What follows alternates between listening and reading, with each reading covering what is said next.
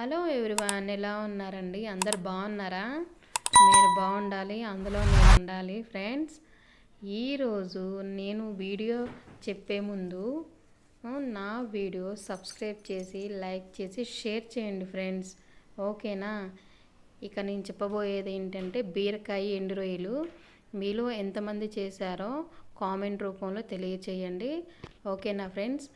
అయితే ముందు బాండీ పెట్టాను నేను, మన ఎడల్పొండ బాండీ తీసుకున్నాను. అందులో పోపు సామాను మొత్తం వేసాను. పోపు దినుసులు అంటే తెలుసు కదా, పచ్చెనపప్పు, ఆవాలు, జీలకర్ర ఇవన్నీ వేసుకుని చక్కగా దోరగా వేయించుకున్నానండి. మీరు ఎంతైతే ఈ నూనె వాడతారో అంతే వేసుకోండి, నాకైతే ఇంత సరిపోతుంది. ఓకే అండి, కొంచెం ఏగనివ్వండి, చక్కగా చిటపటమంట రానిచ్చినాక వచ్చింది కదా. ఓకే, ఇప్పుడు నేను ఆనియన్ పచ్చిమిర్చి వేసాను, మంచిగా వేగనివ్వండి. బాగా నూనెలో దోరగా వేగనివ్వండి.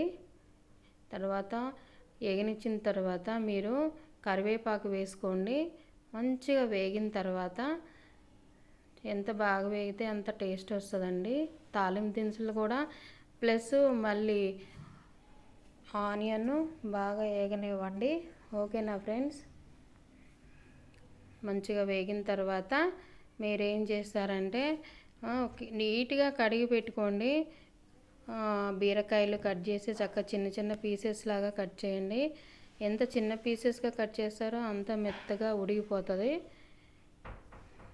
బీరకాయలు, ఓకేనా ఫ్రెండ్స్? ఇంకా మీరు ఏమేమి చేస్తారో ఏంటో నాకు తెలియచేయండి దీంతో, ఈ బీరకాయతో. తర్వాత బీరకాయ ముక్కలు వేసేసాను నేను, మంచిగా ఏగనివ్వండి, ఓకేనా ఫ్రెండ్స్? మీరు ఎలా చేస్తారు? మీరు బీరకాయ పచ్చడి చేస్తారా, అయితే బీరకాయ తొక్కులతో పచ్చడి చేస్తారా అన్నది నాకు తెలియపరచండి, ఓకేనా?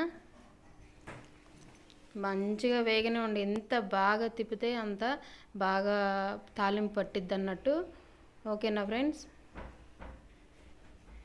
మంచిగా గోల్నివ్వండి ఫ్రెండ్స్. ఇది ఎంత మెత్తగా ఉడికి అందులోంచి వాటర్ అంతా బయటకు వచ్చిందాక మీరు ఉప్పు కారం వేయొద్దు. వచ్చిన తర్వాత మీరు ఉప్పు తీసేసి మూత తీసి ఇప్పుడు కలయి తిప్పుకోండి, చక్కగా కలయి తిప్పుకోండి. చూడండి వాటర్ అంతా ఎలా పైకి వచ్చిందో వ్యూవర్స్, చూడండి ఎంత మంచిగా ఉడికినాయో ముక్కలు. అలా ఉడకనివ్వండి. ఎంత ఎంత బాగా ఉడికితే అంత టేస్ట్ అండి. అది కూడా హైలో అస్సలు పెట్టద్దు, చక్కగా ఫ్లేమ్లో పెట్టుకోండి. ఇప్పుడు నేను నాకు తగినట్టుగా సాల్ట్ వేసుకుంటున్నాను. మీకు నచ్చిన విధంగా మీరు వేసుకొని ఎంత తింటారో ఏంటో అన్నది మీకు తెలుస్తుంది కదా. నాకైతే మాత్రం ఇంత సరిపోతుంది, నాకు స్పూనున్నర. ఇంకేం చాలకపోతే లాస్ట్లో చూసి వేసుకుంటాను. తొందరపడి వేస్తే మళ్ళీ తినడానికి పనికిరాదు.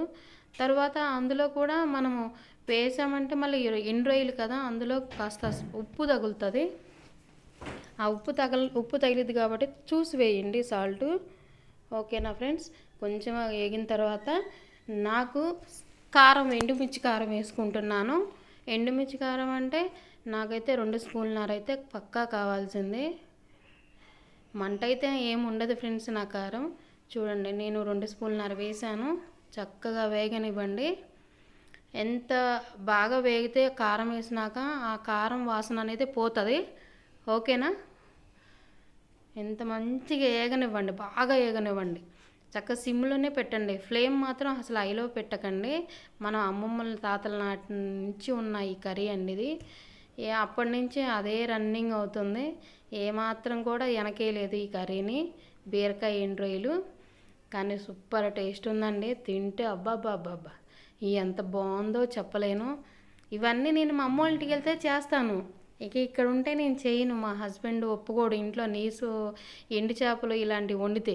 నేను అమ్మ వాళ్ళ ఇంటికి వెళ్తే మాత్రం బరాబర్ తినాల్సిందే ఈ ఎండు చేపలు, పచ్చి చేపలు, పచ్చి రొయ్యలు ఇవన్నీ. కానీ భలే ఉంటుంది ఫ్రెండ్స్ తింటుంటే, ఏరే లెవెల్. సీ ఫుడ్ మాత్రం ఆరోగ్యానికి కూడా చాలా మంచిది.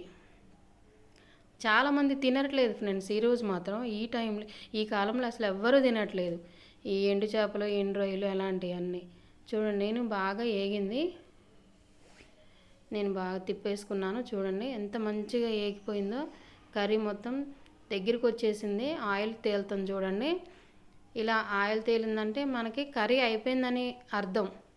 ఇదే మనకు అనుకోవాల్సింది.